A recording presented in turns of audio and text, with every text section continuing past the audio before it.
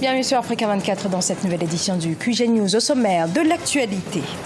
Le Mali a un nouveau gouvernement. Il intervient après la nomination du nouveau Premier ministre Abdoulaye Idrissa Maïga. L'équipe se compose de 35 ministres et une décision n'a pas surpris, celle de l'éviction de la ministre de la Santé.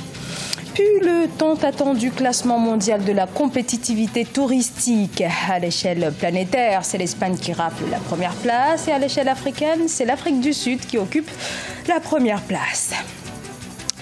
La place de l'opposition en Afrique, quelle histoire, quelles évolutions pour les partis politiques. Le chercheur en sciences politiques Issaka Souaré s'est penché sur la question. Mais tout d'abord, le Premier ministre congolais Bruno Tshibala qui entend afficher sa détermination quant à l'organisation des élections. Le nouveau Premier ministre de la République démocratique du Congo a annoncé ce mardi 11 avril qu'il comptait financer avec des ressources internes ces scrutins afin de désigner le successeur du président Joseph Kabila. Une déclaration qui corrobore ainsi les propos du chef de l'État qui avait déclaré dans une adresse à la nation que les élections auront bel et bien lieu. Le président malien Ibrahim Boubacar Keïta a annoncé ce mardi 11 avril la composition du nouveau gouvernement. La nouvelle équipe compte 35 ministres. Les principaux changements concernent les ministères de la Santé et de l'Éducation, deux secteurs qui connaissent d'importants mouvements de grève. Birama Saonera, Corinne Kamdem.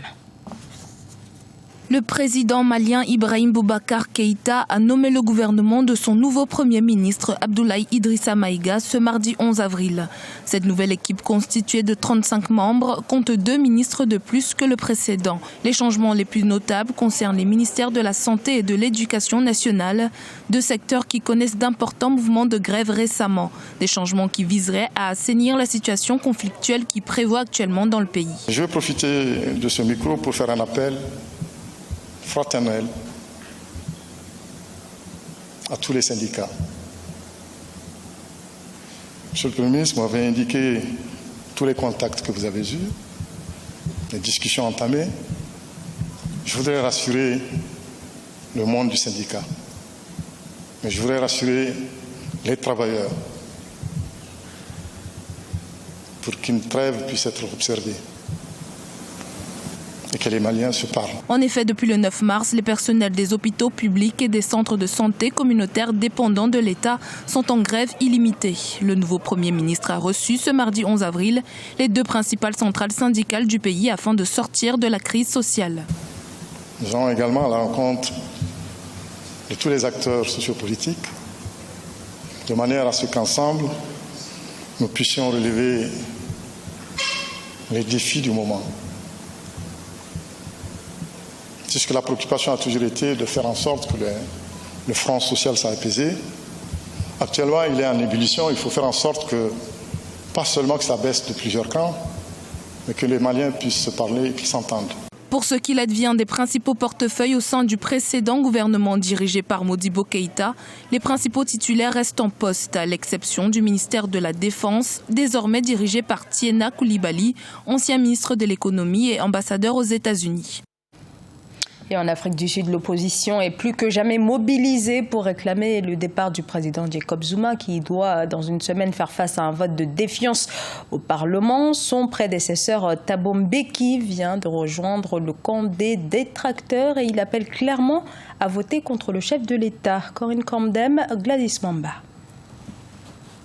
La fronde menée contre le président Jacob Zuma se renforce. L'ancien président de la République sud-africaine, Thabo Mbeki, rejoint le camp des détracteurs. L'ex-chef de l'État a appelé le 11 avril les députés du parti au pouvoir, le Congrès national africain, dont il est lui-même membre, à agir avec conscience dans l'intérêt du peuple et non du parti lors du vote de défiance au Parlement le 18 avril 2017. Nos députés siègent au Parlement comme des représentants du peuple, pas comme la voix du parti politique auquel ils appartiennent. La motion de défiance à l'encontre du président Jacob Zuma pourrait se faire à bulletin secret comme demandé par l'opposition. Le Conseil constitutionnel doit dire si oui ou non le vote se fera à bulletin secret. Si le vote se fait à bulletin secret, il y a des chances que M. Zuma soit déposé. disons, qu'il soit mis un terme à son mandat. Toute la question est de savoir si la personnalité de l'ancien président Thabo Mbeki pèsera dans la prise de décision des députés. Monsieur Mbeki a laissé un héritage ambigu. Il y a eu une espèce de réhabilitation de Mbeki qui apparaît aujourd'hui comme quelqu'un qui aura été intègre, digne, mal compris. Donc c'est un personnage, je dirais, controversé. Ce mercredi 12 avril, au total, 9 partis d'opposition et de nombreuses organisations de la société civile ont une nouvelle fois manifesté dans les rues de Pretoria pour demander la démission du président Jacob Zuma.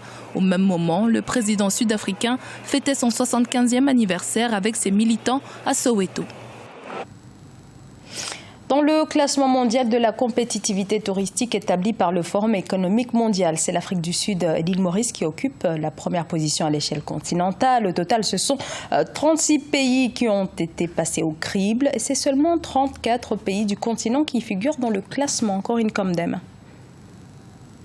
Le classement mondial de la compétitivité touristique établi tous les 2 ans par le World Economic Forum a été rendu public. 34 pays africains figurent dans ce classement et l'Afrique du Sud est le pays africain le mieux classé à la 53e position, suivi par Maurice à la 55e et par le Maroc à la 65e position. Pourtant, l'Afrique reste l'une des régions les moins prolifiques en matière de compétitivité touristique. Une compétitivité qui est notamment impactée par les faiblesses structurelles en matière de sécurité et la faible qualité des infrastructures.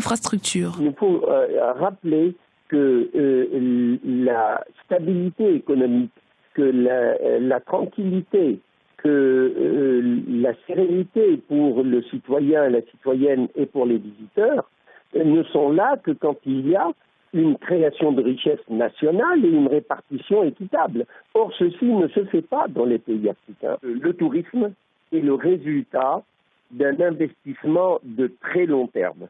L'édition 2017 du classement mondial de la compétitivité touristique classe 140 pays en fonction de 16 critères.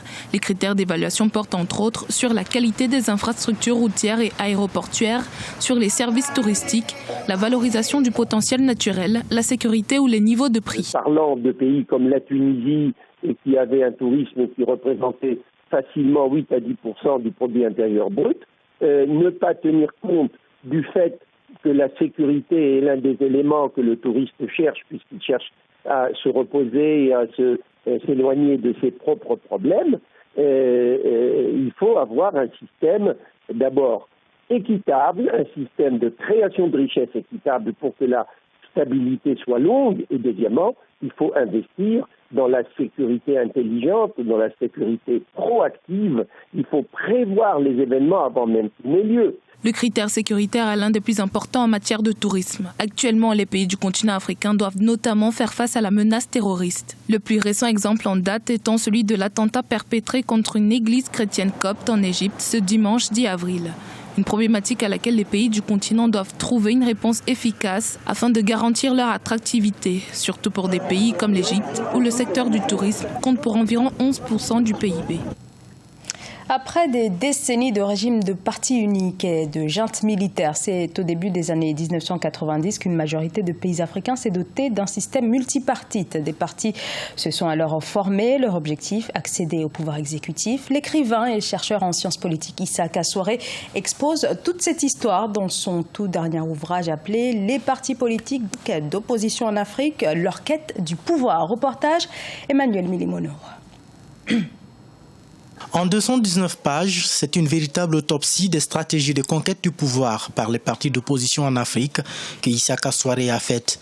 Son ouvrage intitulé « Les partis politiques d'opposition en Afrique, la quête du pouvoir » dresse non seulement les cas d'alternance réussis sur le continent, mais aborde également les stratégies développées par les opposants pour accéder à la magistrature suprême de leur pays. C'est la compréhension de comment est-ce que les partis d'opposition peuvent réussir à accéder au pouvoir malgré parfois ce qui peut apparaître comme des conditions défavorables.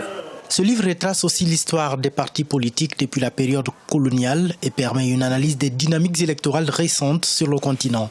L'analyse de l'auteur permet de comprendre comment des partis politiques d'opposition ont réussi à renverser les rapports de force dans des situations politiques parfois défavorables. tout n'est peut-être pas dû au prétendu refus des partis au pouvoir de permettre à ceux de l'opposition d'accéder au pouvoir, qu'il y a certains facteurs qui relèvent de l'opposition. Et donc, c'est la compréhension, l'explication de ces facteurs-là qui ont vraiment motivé la rédaction, l'entreprise d'ailleurs du projet de ce livre. Les partis politiques de l'opposition en Afrique, la quête du pouvoir n'est pas le seul ouvrage d'Issaka Souaré. L'écrivain guinéen est notamment auteur en 2006 du livre Afrique and the United Nations System, ou l'Afrique et le système des Nations Unies de 1945 à 2005, ainsi que Guerre civile et coup d'État en Afrique de l'Ouest, paru en 2007 aux éditions L'Harmattan. L'auteur travaille actuellement sur un autre ouvrage qui portera sur la diplomatie africaine avec un accent particulier sur la Guinée.